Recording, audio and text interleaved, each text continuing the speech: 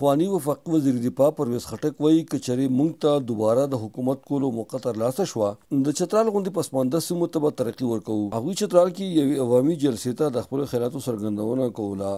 په دې مهال د خیبر پښتونخوا پخوانی وزیر اعلی محمود خان هم موجود و. دوی د شهزاده خالد پرویز په دعوت د چترال دوره کوله چې د تحصیل درور ته چیرمن د چوکۍ نه استعفا ورکولو سره سره د پاکستان پیپل پارټي ګوند هم پرېښود. د تحصیل درور پخوانی چیرمن شهزاده خالد پرویز د پرویز خټک ګوند کې شمولیت اختیار کړو.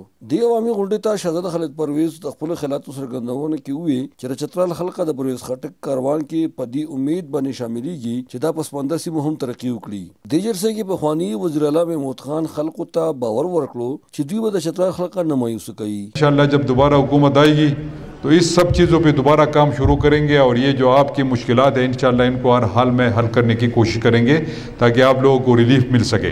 پخوانی وزیر اعلی او وفاقي وزیر پرویز خټک وویل چې دوی د ملک بچکولو لپاره عمران خان نه خپل لارې جدا کړه او کوشش به کوي چې پاکستان د بیروني قرضونو آزاد کړي. तो इस मुल्क में तब्दीली बहुत बड़ी आनी चाहिए. मैं तो कहता हूँ ये सियासतदानों को उठा कर सबको समंदर में डाल दें. नए लोग आ जाए, ईमानदार लोग आ जाए ताकि पाकिस्तान तरक्की करे. इस तरह नहीं चल सकता.